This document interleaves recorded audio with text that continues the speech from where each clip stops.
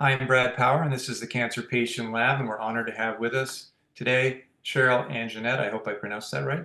Yeah. Okay. Who's going to talk to us about, I think, kind of mental health, and it's a topic and emotional issues surrounding cancer care, which is something that's, of course, very important, and we've had a couple of sessions on that. Let me just do the housekeeping before we get started. There are three things that we say at the outset of all these sessions. The first is this is for informational purposes only. This is not medical advice. We try to arm our patients with information they can take to their medical team. Secondly, this will be made public. If you're concerned Yeah. about your name, your image, or anything you say being made public, then you can hide your video, change your name, and don't say anything. And third, we are a small nonprofit. We are all volunteer led. There are no paid positions, so we very much appreciate any donations you might make, which you can do through our website at cancerpatientlab.org, and there's a donate button. With that, I'll turn it over to Sheryl.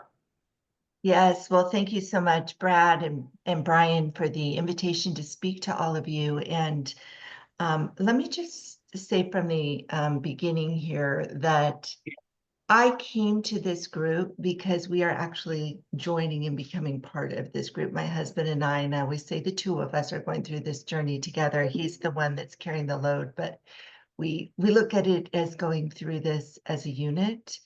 Um, and he was diagnosed with prostate cancer. It will be 8 years ago now, almost to the day that he had his first surgery. So we've been going through this for a while. Things have changed recently, and we're very grateful for this community. And one of the things that I'm hopeful that I can bring that maybe not completely different, but an adjunct to so much that you all are doing is the role of the mind in your journey and how powerful it can be. It seems to me that this is primarily a male group. It's not that it's completely different, but there are certain things that men do a little bit differently with their emotions than women do. So I'm going to speak to this broadly, but I also want to speak to you as men, which may seem strange coming from a woman. And I just really want to talk about the powerful connection between the mind and healing. Now, what I want to be very clear about is that this is not about coming at you and saying your mind can heal you. I am not that person. I'm not, you can speak to those people. I'm not discounting it at all. This is more about how you can use your mind through your journey and what that really means, and how much choice we really have through this. Now, I have had my own cancer experience. By the way, the word cancer has a lot of weight, doesn't it? When you say that word. I mean, it just, I don't know what you see or what you feel, but I'd like you to tune into that. It has a lot of weight. So the first thing I want to say is, we and society have given this name a lot of weight. And back in the day, when people had this diagnosis, it was often, if not even usually, a death sentence. Today, it is not. It is at a different place. So, one of the things that I think we can begin with is maybe in our own minds, just take some of the weight away from that word and see it and feel it a little differently. It's a disease state. Now, I do understand in this group that a lot of you are a little more advanced and it may feel a lot more serious to you than that. It's not like looking at this, just getting the diagnosis, okay, no problem, we're going to be fine. You've been dealing with this for a while. So I do understand there's a different perspective depending on where you are. But the mind is very, very powerful. And so every time we use a word or we use our language, it does have an effect on how we feel and how we see things. It's our own perspective. The other thing I do want to talk about is the subconscious mind.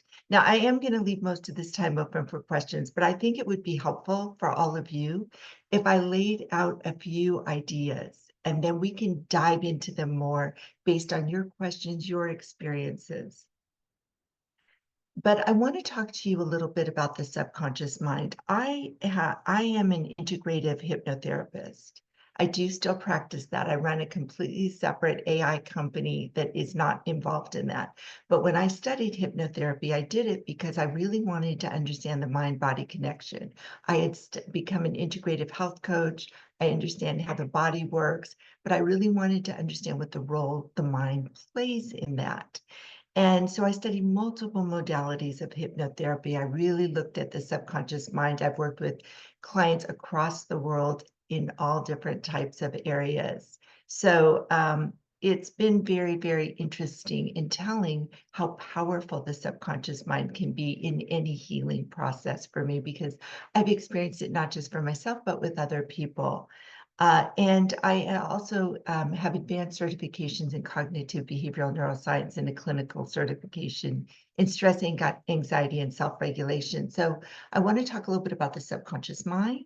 I want to talk to you a little bit about kind of the brain and the body, what's really going on with that science, and also about emotions, what happens with emotions. So at a very high level, let's just start with the subconscious mind.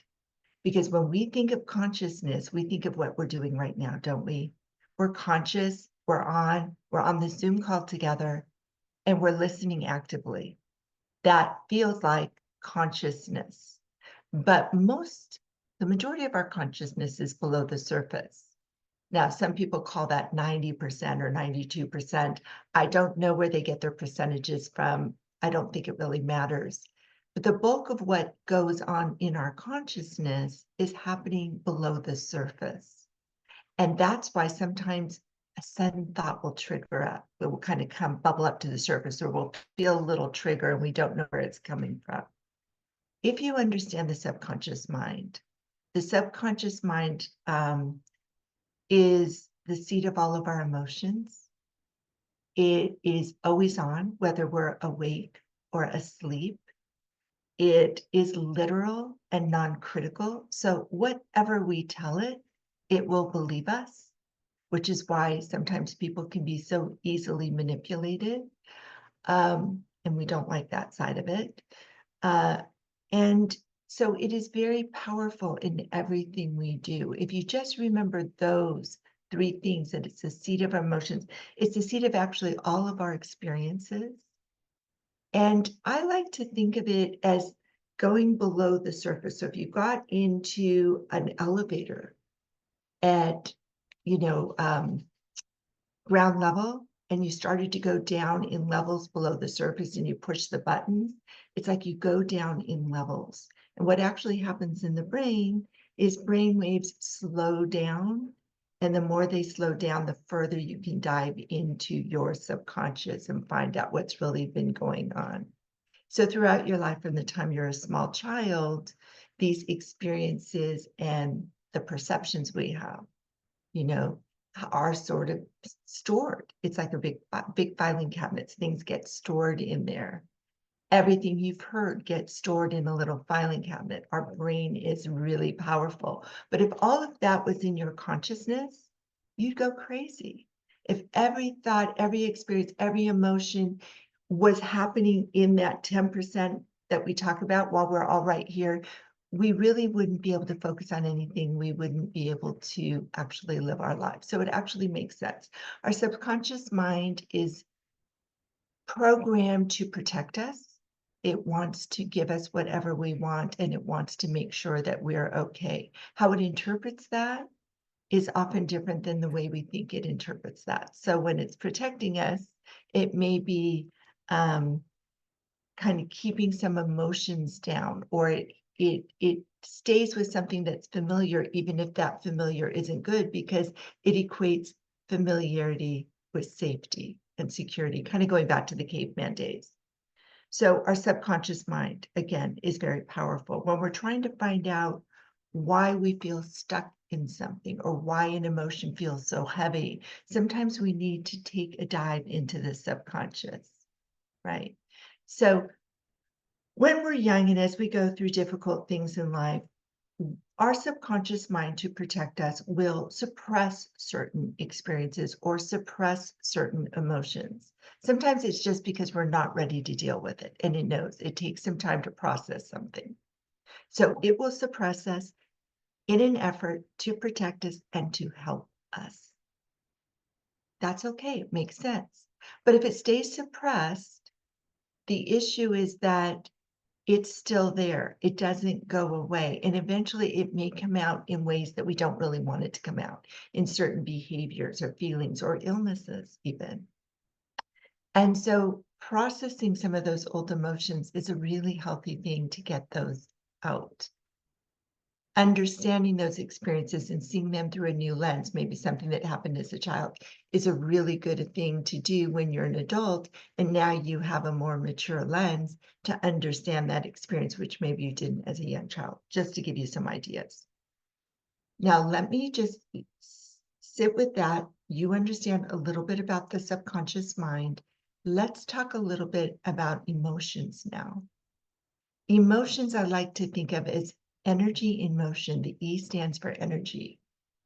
Everything about emotions is energetic, and we know this. You know this because you can feel them in your body. If I say fear, where do you feel that in your body? Just stop for a moment and think about it. Where are you feeling that? If I say anger, you're really angry. Where do you feel that? What happens to your shoulders? What's going on in your gut? What happens to your heart rate? If I say love, if I say joy, if I say happiness, how does that feel in your body? So you feel it in your body, and there's also a weight, anger, sadness, loneliness, grief.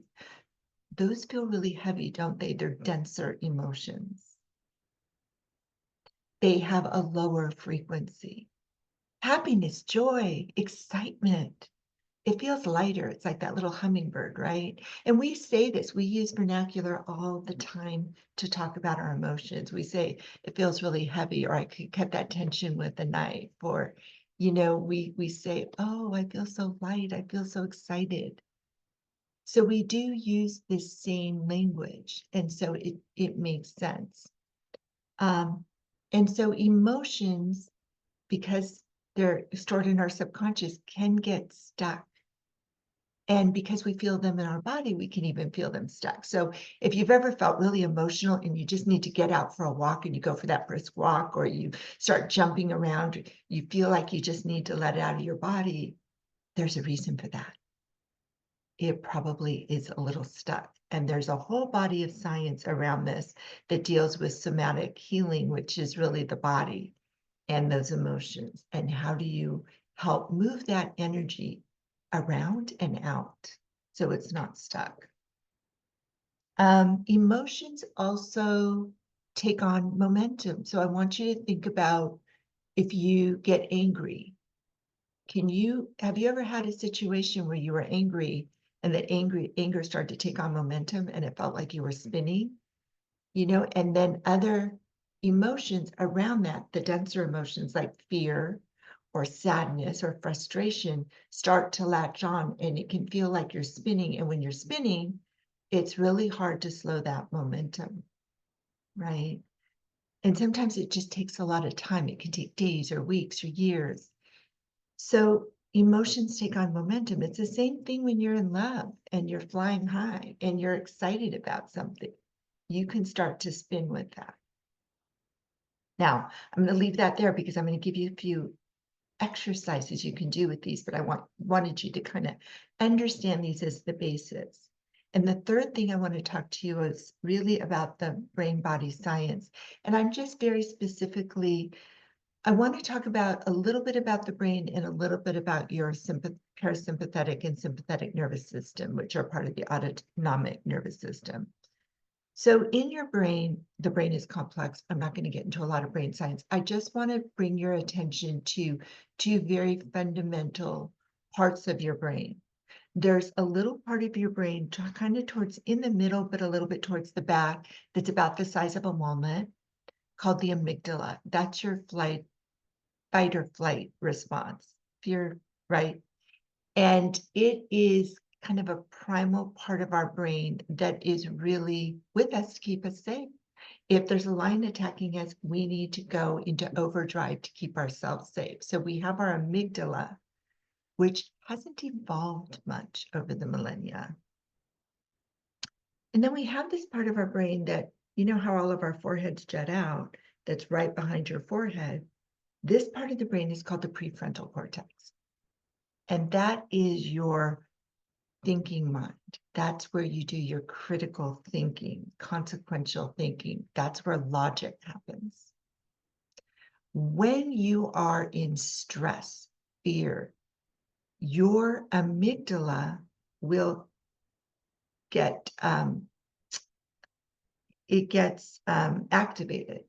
And when your amygdala gets activated, there's this whole response that starts to go on in your brain and in your body. And it pulls resources away from the rest of your body to put you in a state to handle whatever that danger might be, whether it's real or imagined. Now, it's important to understand that this means whether it's real or imagined. And this goes back to your subconscious mind, because the subconscious mind also sees what we imagine as real. It thinks in pictures, it thinks in stories.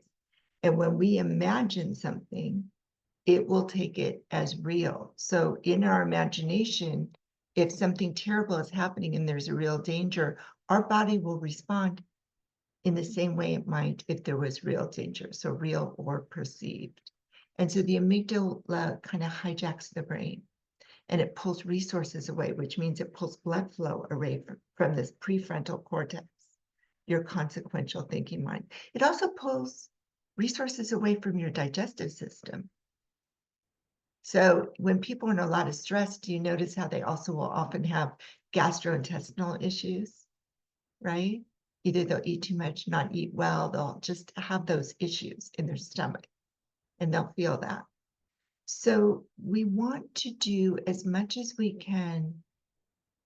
And then let me give you two more terms, and then I'm going to jump into some things that you can do to really get your body and mind connected and get yourself into a place where you're helping yourself to heal. So very quickly, we also have our nervous system, our parasympathetic nervous system, and our sympathetic nervous system.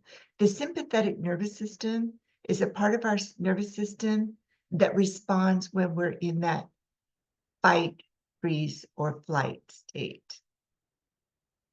It's activated, it's on, you'll feel it in your body, your heart rate will start to beat more.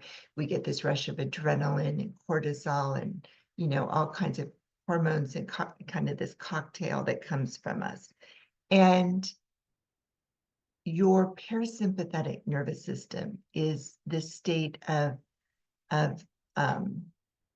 rest and response. So rest and digest, or it doesn't mean that you're not active, you're not on. It just allows all those resources to go back to your digestive system, back to your prefrontal cortex. So logic can weigh in with emotion. So these are really, really important. Now, I'm going to start here with this part, the brain body science, and say that anytime you are dealing with anything that is stressful in your life, and especially with what all of you are going through, we need to get our body on board before we can get our mind on board, fully on board. Meaning we want to get ourselves into our parasympathetic nervous system. We want to get some blood flow back to our prefrontal cortex before we can really start to dive in and take advantage of our powerful mind. So what I always, just let me know in the comments, Or let me know here if you're on video, just you can raise your hand. How many of you have learned about breathing techniques? Okay, so roughly half here. I'm not sure in the chat. I don't see a lot of chat yet, but um, how many of you that have employ that on a regular basis? Okay, some of you, not all of you. So about a half of those that raised it. So one of the quickest ways to get yourself from that sympathetic nervous system state into a parasympathetic state is to do this deep breathing. And it's quick. You can do this in 3 to 5 deep breaths, and you can feel a change in your body. You can feel yourself start to relax. It's amazing. But the trick is we have to train ourselves to do it because we become patterned not to do it, almost to hold our breath. And then when we get stressed or triggered, we're not going to go to it automatically because it's not a habit. So I'm going to teach this to you very quickly. And then I want you to do this. I want you to practice this every day, multiple times throughout your day, even when you're not feeling stressed or triggered. That way, when you do get stressed or triggered, you will go into it more automatically, more easily. It becomes a habit. So they call it box breathing. There are multiple breathing techniques, by the way. This isn't the only one, but this is a good one. And it's where you're going to breathe in for a certain number of counts. You'll be able to build this up as you do it more. You might start with 4, you'll go up to 6, maybe up to 8, but you're going to breathe in a certain number of counts. You're going to breathe as deeply as you can, almost like you're trying to pull that breath into the base of your spine. You're going to hold it for the same number of counts, and then you're going to release it. Now, in true box breathing, because it's 4 sides, you would then hold it again. I can't really do that, so I give myself a little recovery breath, like a little sip, and I go back into it. That's my way to do it, but you can do this in 4 steps if you're better at that breathing than I am. But let's just, as I'm speaking, let's do it together, and then as I'm speaking now, going through the rest of this, I want you to all go through on your own 3 to 5 cycles or more of this. And I want you to notice how your body feels. So everyone, let's do it at counts of 4 for now. Let's breathe in, pulling that breath deeply all the way to the base of your spine, feeling your shoulders relax. Hold it. 4, 3, 2, 1, and release. 4, 3, 2, 1. Take a small sip of air and do it again, and keep breathing as I continue to speak to you. As you're doing this, I want you to go now to a thought, an experience you had that makes you smile or laugh, something that just feels good. It might evoke a picture in your mind if your eyes are closed. And I want you to actually smile as you're thinking about it. Be there in the moment, and you're still doing your breathing, breathing in, holding it, and releasing it.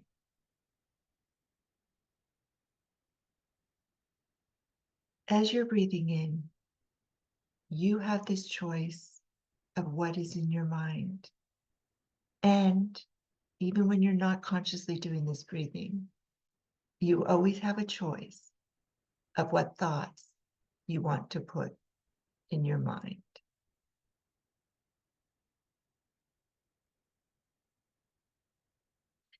Now, very quickly, just as you're doing this, you can keep your eyes closed even and raise your hand. How many of you are feeling more relaxed, more grounded, more centered, just feeling a little better? Good. And you don't need me to do that because you have you. And you having you is the most important thing in the world because you are with you all the time. We can't control everyone around us. We can't control what the doctors say or the media says or whether our support system is doing it or saying it just right. But we have ourselves. You are with you all the time from the day you're born to the day you die. So I want you to remember that you have you, and at any time you can breathe and you can choose your thought. There's something called the spotlight effect, what we focus on, and we can focus on whatever we want to focus on. So oftentimes we'll be focusing on something and we think that we're a slave to that. We think it's like the puppet master.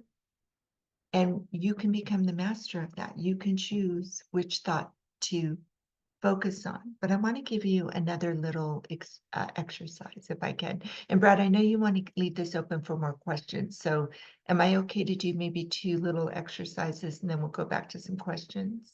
Yes. Okay. So very quickly, I want you to, some of your eyes are already closed, and if they're not, go ahead and close them and keep breathing. And now I'm going to ask you for a moment, and don't worry because we'll be able to get rid of this in a moment. If there's something that is really upsetting you, bothering you, difficult in your life, has been frustrating, feels a bit like a negative, I want you now to bring it out in front of you in your mind's eye. Just see it in front of you with your eyes closed. And I want you to, if I were speaking with you one-on-one, you could tell me this, but we are doing this as a group. So I want you to notice how big it is. Does it have an edge to it? Is it kind of a hard edge, a clean edge? Is it a little rough? Is it large? Is it dark? What color is it? I want you to see this. And if you don't see an image, some people don't see that, you'll feel it and you can sense it. And now I want you to take that, whatever it is that's been bothering you, upsetting you, had you frustrated, maybe felt intrusive. And I want you to start to lighten the color until it's almost a light gray. Make it lighter. And I want you to start to push it away from you.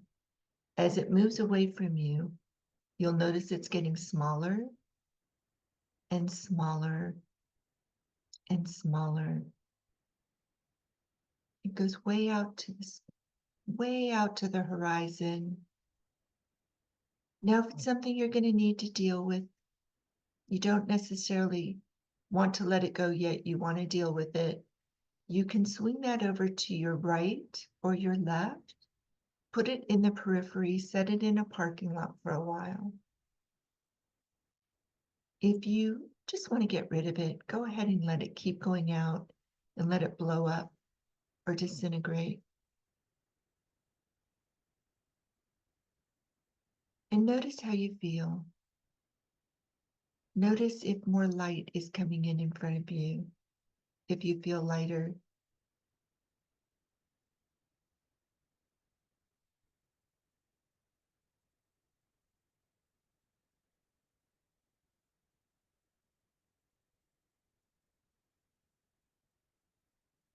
Yes, very good. Very good. You can do this for yourself anytime. I suggest you do this for the next 10 days, once a day with something, even if it's not major, to give yourself a habit of doing it so that when something big comes up, you do it. Because sometimes we know something, but we don't do it. It's in this action, this active state, that we can actually take back control.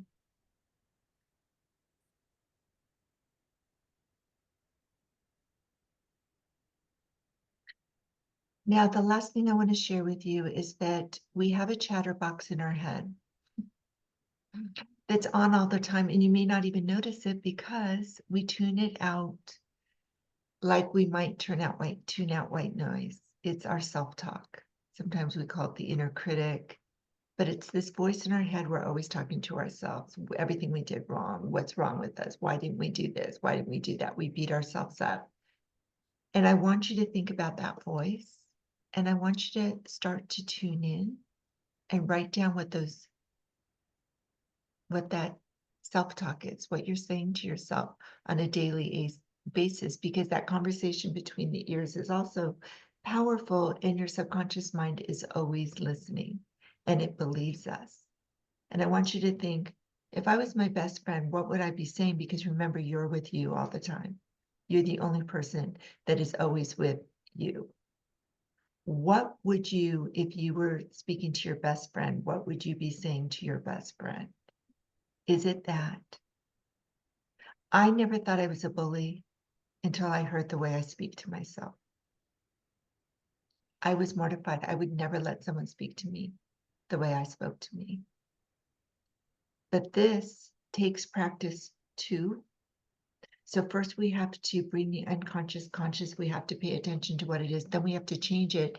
And if you happen to find yourself saying that mean thing to yourself, say cancel, clear, delete. Tell your subconscious that's not true. This is true. I'm okay. I've got this. I'm resilient. I can make this happen. Either way, you're on this journey. You're going to get from point A to point B. Do you want to go through with your best friend, or you want to go through with someone beating you up? Do you want to go through feeling frustrated, or do you want to go through and just decide you're going to flow through this and get to that? Because either way, you're going to start here and get here. It's up to you in this journey, how you navigate that, and you get to choose. Okay, I think I could go on, and I went on 15 minutes more than I should have. So I'd love to open it up to some chat. Questions, thoughts, anything at all. Sure, I'll jump in here. Um, I didn't expect to cover what you covered and how you did it. And it's amazing to be able to do that, in fact, over a virtual setting. So hopefully everybody was sort of participating and involved. It was surprising. One of the things that you and I talked about a while ago is the language that we use Yes, and how we think about cancer.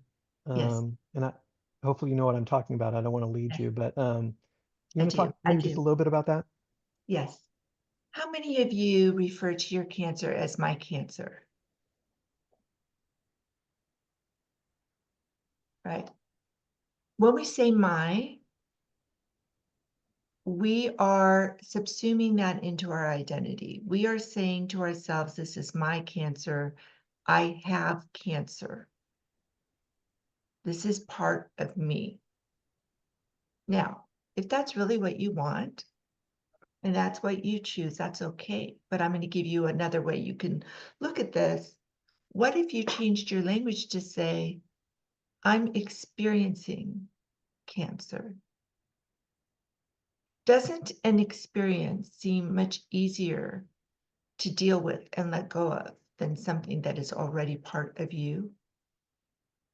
So language, and because you now understand the subconscious mind and it's literal, if you say to your subconscious mind, all right, this is something I'm going through, this is an experience, I'll get through it just like I've gotten through a bad cold. I know it's a lot worse than a bad cold, um, but your subconscious mind doesn't know. It's going to believe whatever you tell it. And so as you're going through something, if you tell it, this isn't so bad, this is an experience, or this is bad, but it's an experience. I've been through some bad experiences before. I'm going to get through this. I'm going to get through this next stage. So language is extremely powerful. When we change our words, we do change our mindset. Where's Brian? I just want to pick up. I just want to pick up on Yes, that, you if I you could. you covered it. Yeah, you Yeah. covered it. One of the members of this community is a guy named Robert Ellis, and he said, "Cancer is my teacher." He had to figure out how he was going to relate to cancer, and his take was, "Cancer is my teacher." Um, I took that and built on it, and that is, cancer teaches me the serenity prayer. For those of you who don't know it, that's sort of like you deal with the things you can deal with, and the stuff you can't deal with, you don't sweat. So that's how I get through. I worry about the things that are worth worrying about, and I try not to worry about the things I can't control. I don't know if you have any thoughts on that.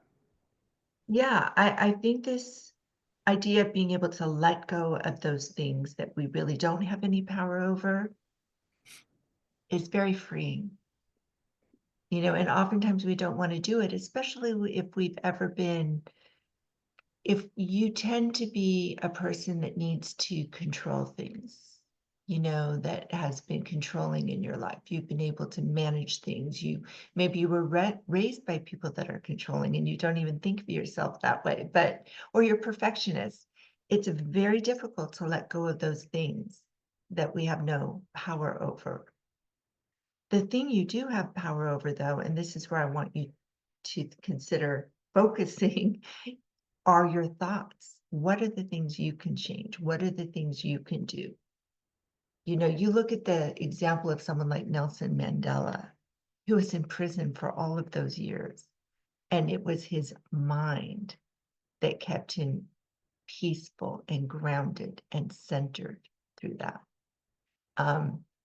Edith Eger, Holocaust survivor, as she was getting off the train with her mother said, they can take a lot away from you. They can do a lot to you, but they cannot take this away from you. You have your mind. You have control over this. And I don't even say control. I don't love the word control. I like the word choice. I like the word choice. Paul, you had a comment in the chat. You want to say, and then Cindy. Paul, you're on mute. I was just writing what you said that I came to see. I believe that cancer is my teacher. I've arrived at a place in my life where I can deal with very difficult things and facing death and how I approach that. And I try to listen to it and say, how is this making me a better person? How has it softened my edges, made me more compassionate? And at the same time, maybe I don't have full control over it, but there are always opportunities to navigate. Yeah. And that's what we do here at the Cancer Patient Lab is we explored new options to navigate because we don't close the door and say, okay, it's the end of the story is already written. No, it's not. It's unfolding. Yes. That's beautiful, Paul.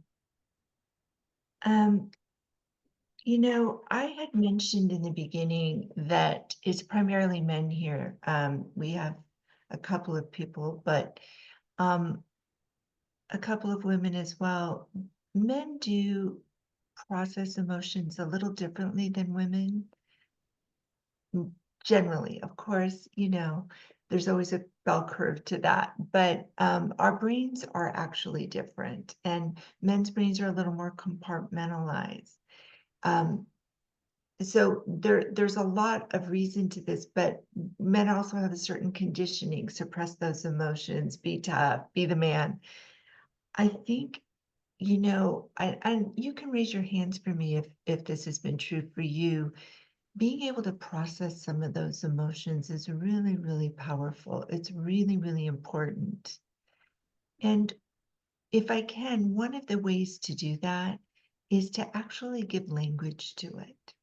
How often do you just say, I'm sad, I'm angry, I'm frustrated, I'm grieving, I'm ashamed, I'm happy? You know, how often do you give voice to those, give words to those? It's a way for our logical brain to understand our emotional brain and process those emotions, and then you can let them go. You see, we hold on to emotions when we don't process them.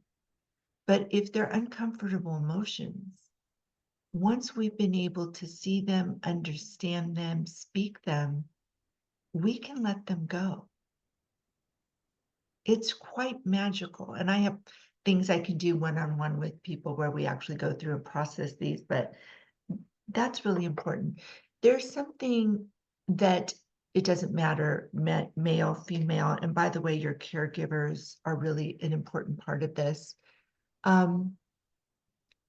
Another thing, and Brian and I talked about this, is it's helpful for a lot of people is be creative.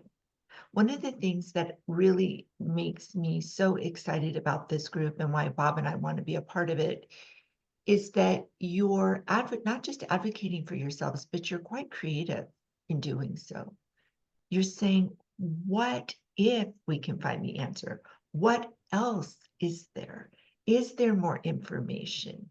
It's about taking that problem and rather sinking into it, you're turning that problem into a project.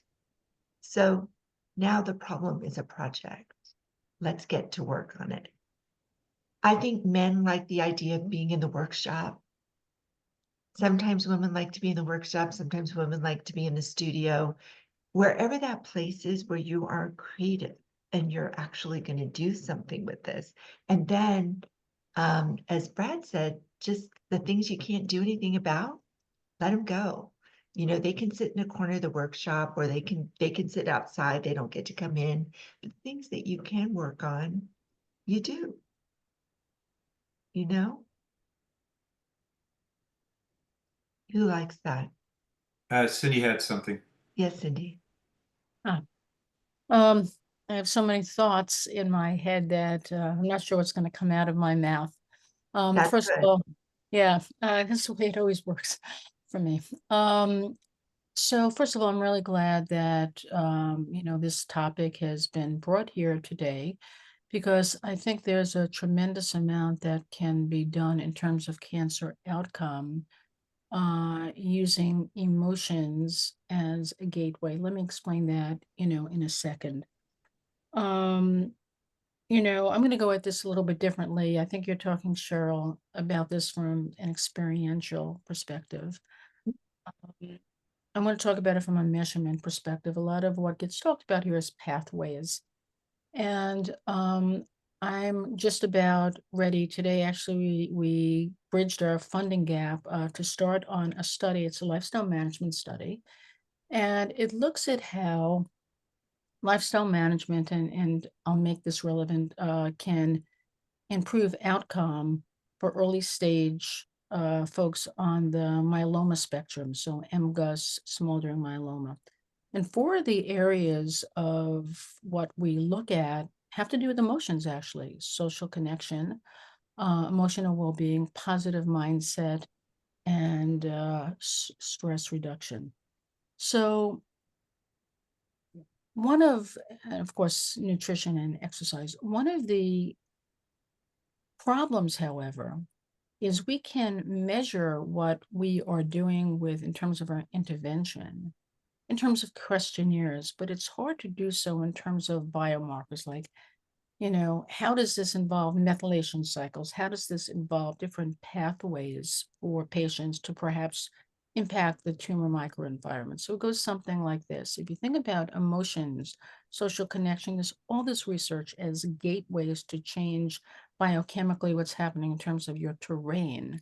It's really quite powerful if you change your dopamine, your oxytocin, your serotonin, your endorphins. If you change them, what can you do to tumor microenvironment? So again, I'm a psychologist by training. I do experiential all the time, but I'm really interested in how could we use these areas as gateways into the body to change biochemically what's happening in the body to then change, let's say, microtumor environment, tumor progression kind of outcome. We know that HRV, we know that if you increase HRV, it means you're managing stress better, just as you talked about with the autonomic nervous system. The thing is, we don't have great measurements to measure like cortisol. That's just not a very accurate measurement. So, and breathing, well, I do breath work all the time to get me through the moment. How do we change what's happening to us biochemically on an ongoing basis. So we use that gateway into the body to improve outcome. So my question really is one that I'm trying to answer myself, and I know that's not the focus of your presentation. Maybe other people will have a response, is what biomarkers can we really use? You can't use dopamine or those kind of things. It just isn't, it's not accurate enough to really look at how we are changing ourselves emotionally and what we're producing in terms of, neurotransmitters differently to then improve outcome. And I don't have an answer to that yet. I think, HRV and cortisol is what we're going to measure, but I don't think that they're very good. So anyway, that's my rambling. Yeah, I love that you're on this journey, and I think your question, sometimes it's the question that's the most important, right? I don't have an answer for you. I just want to tag Craig for a moment. Craig, do you have an answer for that? Yeah, I've got a lot of research on this, and there are other biomarkers that would be useful for this. Advanced glycation end products, AGEs, reactive oxygen species, and metabolomics.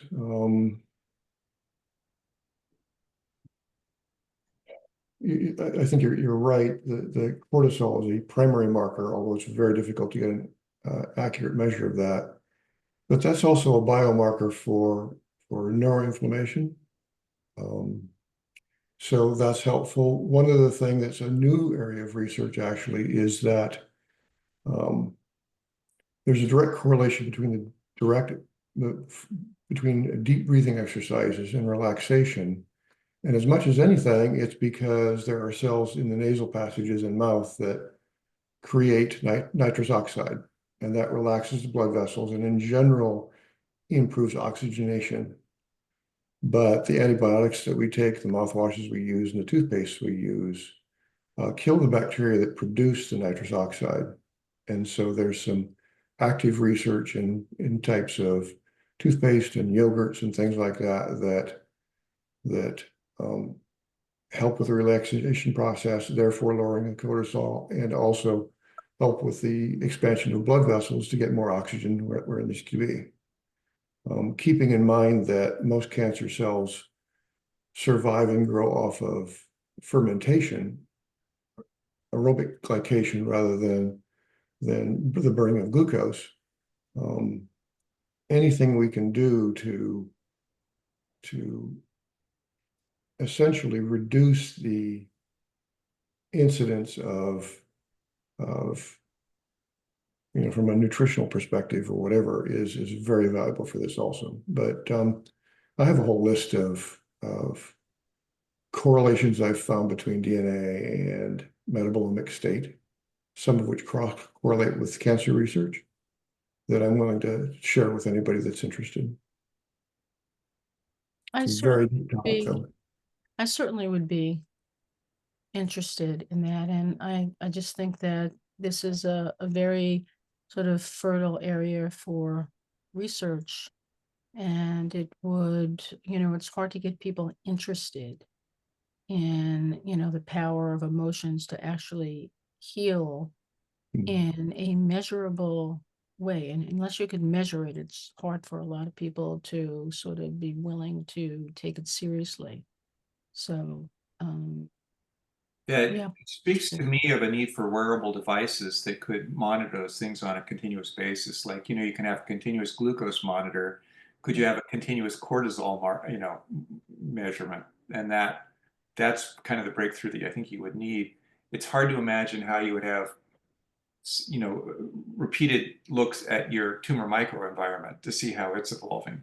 Yeah. But it's But like the diagnostics need to move from episodic to continuous to really make this possible.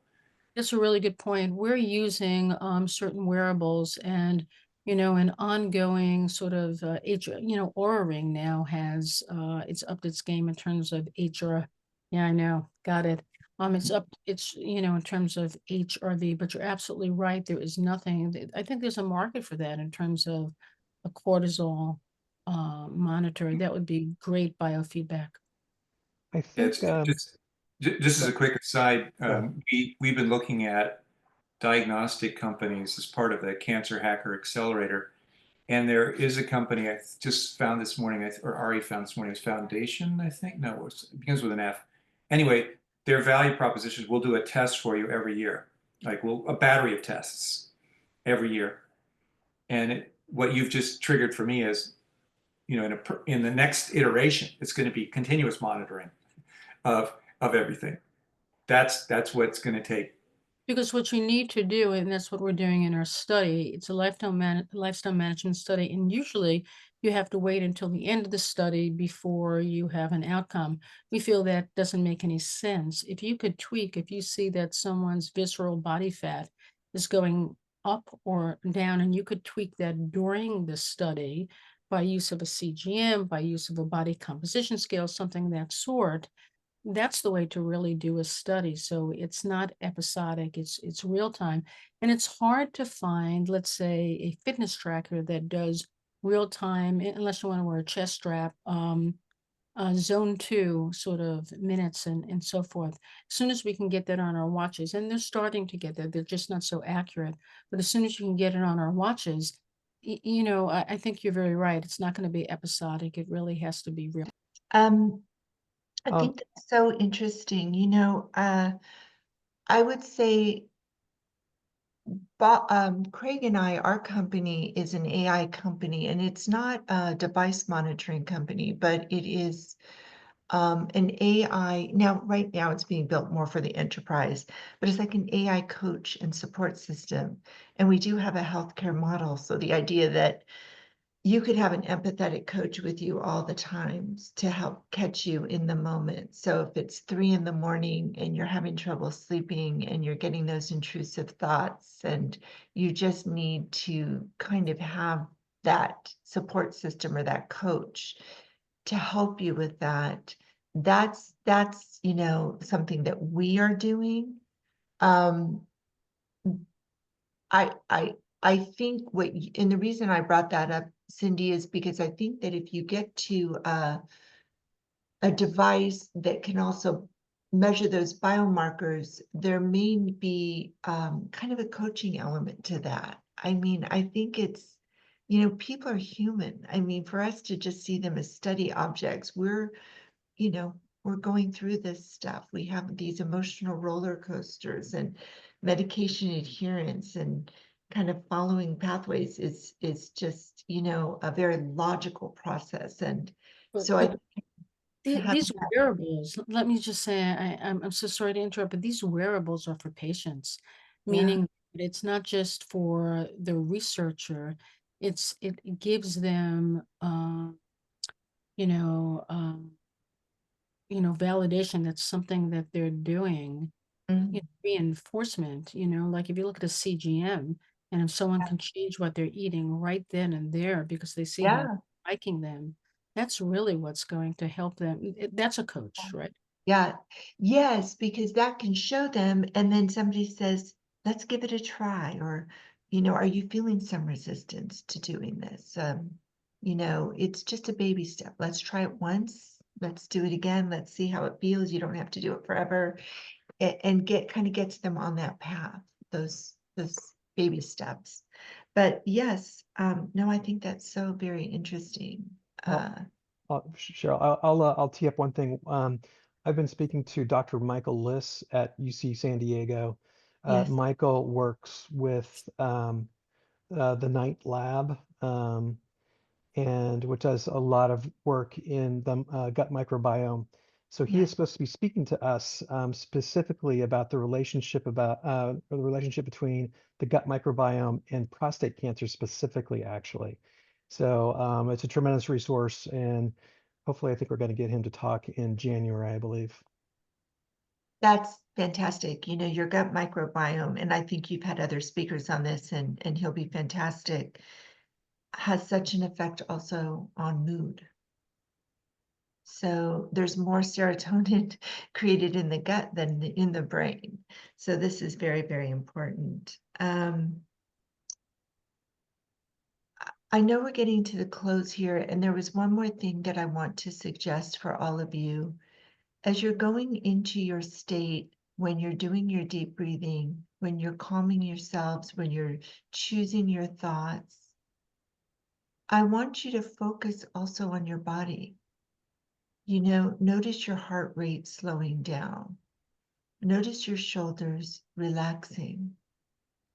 If there's a particular area where you're targeting a cancer, notice your body attacking that cancer and seeing it disappear. Your imagination is more powerful than reality. Let your imagination be helpful. Let it be your ally. Focus on that. Focus on your body. See your body helping you. If you're going through chemo and it feels terrible, see your body just metabolizing that better. You know, see your cells getting stronger. You can visualize this. It's very, very powerful. As I was saying that, it made me emotional. I don't know why. I think because it's so powerful. I think it because I see it happening for all of you in a very positive way. Well, it's an experience that you're living with Bob. So Yeah. there's Paul mentioned that Bob's very fortunate to have you as his caregiver, and I can't agree more. You're amazing, Sheryl. So I'm available if you ever need anything. Feel free to reach out. You can reach out to me on the app or just reach out to me at my name, Sheryl at SherylAnjanette.com. Brad and Brian have my contact. Yeah. Thanks for